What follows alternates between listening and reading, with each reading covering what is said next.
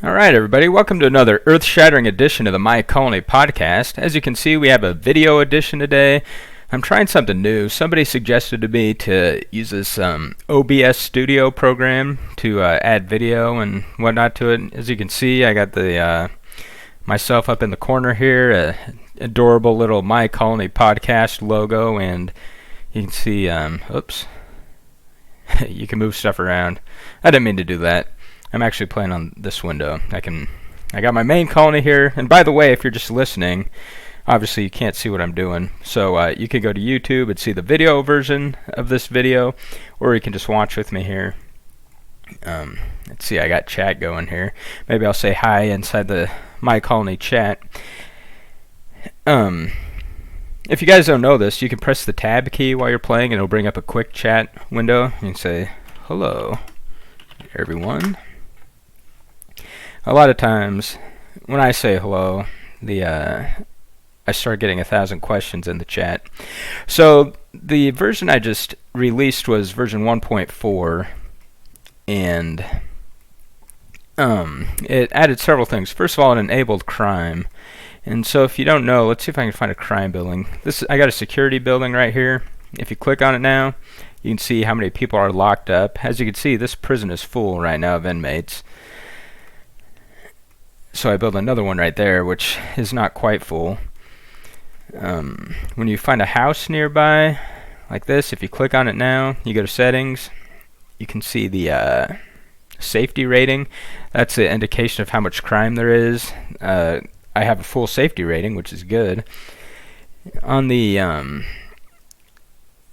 little button where you can change your view from like transparent to semi-transparent, if you don't know this, you can right click on that on the desktop version and get this pop-up, and there's a crime heat map, and you can zoom out and see where the crime is. Green means good, blue is where you have a police station, and if you have something that's not green, like I have some over here, that is not good. So I can see what kind of buildings these are. Those look like aluminum generators. Oh, they just went to green. Here's one. A steel yard. Look at that. Look at all the crime at my steel yard. No good. Let's see. Oh, we got Ansem in the chat here. He doesn't know he's on the podcast right now. So I'll just say, just recording a My Colony podcast. Other than that, there's been some new structures in this update, and a lot of the new stuff is geared towards the other races. So I'm going to back out of this colony real quick. And first I'm going to show you the Reptilians, because the Reptilians got a lot of new content in this release. So I'm going to load my Reptilian city. It is called Sandland. If any of you want to join my charter, you can find Sandland. You can look on the screen. There's my charter code. But anyway, looks like I got a new friend request. That usually happens when I type in chat, so I'm happy to accept friend requests in the game. Okay, this guy says, you are that guy on YouTube with podcasts? Yes. Okay, so let's look at some of the new Reptilian buildings. Let's see if I can find one. Okay, this is a good one. It is called the Office of Patents and Licenses. Now, the Reptilians and the Insectoids can now unlock the nanotechnology, but it was super expensive, so I had to add some more buildings for generating resources for the other civs. So this new building, if we look at the stats, again, it's called the Office of Patents and Licenses. It generates a lot of money, research, and civics, which you're going to need. Obviously, it doesn't generate infinity per minute, but it does generate a lot. You guys probably know some of the stats here are not totally accurate. If you want real breakdowns, okay, when you look at the stats of an individual building, and it'll tell you the consumption and production per minute, that is all estimated, and it's not based on the real situation in your colony. If you go to the statistics menu and look at resources, all these stats are based on what has historically happened in your colony, so these are accurate. But anyway, so that new building makes a lot of research and the other thing, civics and money. I've also added, for Reptilians, if I can find it, maybe I'll just scroll down, they might be at the bottom. I made the update several days ago, and I'm pretty forgetful. Gosh, what else? Okay. When you unlock the nanotech, they get this new nanite fabrication den, which creates nanites, and it takes a lot of inputs, but nanites are good to have. I know I made something else for reptilians that creates, oh gosh, well, I forgot about it. I should have, oh, here it is. The Center for Ancient Extraction. So what this building does is it creates a ton of artifacts, relics, and instructions. And I think the storage for reptilians weren't able to store one of these alien resources, so now they can. So that's good. I think in a nutshell, that's what the reptilians get. I'm going to switch over to my Zolarg colony right now and show you what I added for them. I just assume this podcast probably isn't good if you're on audio only, but bear with me. Oh, look at all these contracts. Okay, here's my Zolarg colony. It's called Zolargia. You can see my charter code here if you want to join this one. Check my mail. Looks like I've had a couple people join. Very good. Alright, there's some new buildings for Zolargs also, because they were in the same boat as the Reptilians, where they couldn't make enough money, civics, and research to get the needed materials. So, they have this new building. It's called the Unholy Hall of the Ancients. And it's kind of like a mixture between the two new Reptilian buildings, as it generates all of this stuff, but it costs a lot of ant aura. And I realized when I started building this, the ant aura was draining super quick, so I buffed up the production of the Unholy Mount of Worship. And I also slightly buffed up the production of the Shrine of Mystics. So they got that. They also have a new structure like Reptilians for creating nanites, if I can find it anywhere. Where did you go? I know I built some, because I'm getting nanites. Well, I'll just see what it's called here. It is the Nanite Fabrication Lab. And you might not know this, if you're using a mouse on the sidebar here, you can right click on a building. It'll take you straight to the encyclopedia article for that building.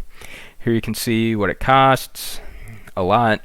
It consumes money, research software, crystalline, and microchips, and all this other stuff, and it makes nanites. And to go along with that, they have a new mining type of building that costs nanites. I know I built a couple of those. They're right here. They're just they're like little holes in the ground capped off, and they're like tiny microscopic mines that nanites work in, but they create a lot of raw materials. So this is a really good building for the Zolarg. So we got that going on. I think that's all the new stuff for the Zolargs. As I said, it's been several days since I made this update. But I know there's 9 new buildings altogether.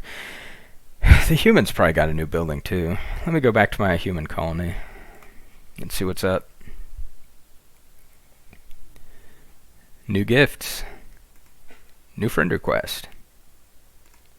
I'll accept. Okay. Let me scroll down.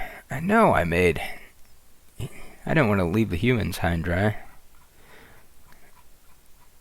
Ah, yes, the helium nanomine. I think I built one. These are a pretty good building.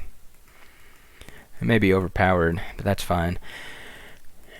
I don't know where it's at. Maybe I'll just make a new one real quick. The helium nanomine creates an insane amount of raw materials, and right now it might seem like a lot. I can't. Anyway.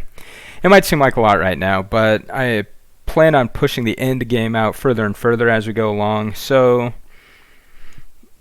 eventually you're going to need all these raw materials that this building produces. So build helium nanomines, stock up on your ore, your gold, and your aluminum and whatnot while you can, because eventually you're going to need all that for the new late game content which is forthcoming. That's version 1.4 in a nutshell. Version 1.5, I am probably going to start implementing mass transit. There's a lot of code that went in behind the scenes in the game that's not really visible, that goes towards enabling mass transit, so that's good. And after I do mass transit, I don't know what's next. I'm just going to keep making the end game further and further out, keep adding more and more content, and that's how we're going to go. I think I kind of got the game to the point where I don't want to add too many big engine changes or change the way the game works fundamentally. I might just focus now on content and making the game longer and longer and longer. So I think that's where I'm going to go with my colony. The engine, I think, is pretty mature at this point with the changes I made. Obviously, bugs will keep being fixed, but other than that, the core mechanics of the game after the mass transit are kind of set at this point. So it's basically going to be content that I add. So that's all I wanted to talk about for this update and the next update. As I said, I'm testing out a video version of the podcast, of the tutorial. You guys can let me know in the comments if you like this kind of thing or whatnot. I'd like to do a podcast with inside the chat and get everybody to participate again. I got voice chat working good on Ape Chat, and I might do that at one point. It's just a matter of scheduling everything, because I'm in the United States, so a lot of the players are in Europe. That there's kind of a time difference. However, right now we're all kind of quarantined where we are, so there might be more free time to do something like that. So you can let me know on the forum or in the YouTube comments if you'd like to see something like that. I might make some more podcasts now that I can barely leave the house or do anything, so I got more time to do stuff like that. Also, I want to make another podcast, not a My Colony podcast, but a more general Ape Apps one, where I can talk about some of the other Ape Apps related things, kind of the business side of it, some interesting stuff like that people might be interested about. You can let me know if you want to see anything like that. And yeah, I think that's all I got for today. So thanks for listening or watching. If you only heard the audio version, head over to YouTube, find the Ape Apps channel, and watch the video. It's probably a little more exciting. Usually when I do just the audio podcast, I crop all the dead space out of it, all the, when I'm like, can't think of what to say next. But I can't really do that on the video, but it's fine. I hope you enjoyed. Thank you, everybody, for playing My Colony. Stay safe out there in these crazy times, and stay tuned for more.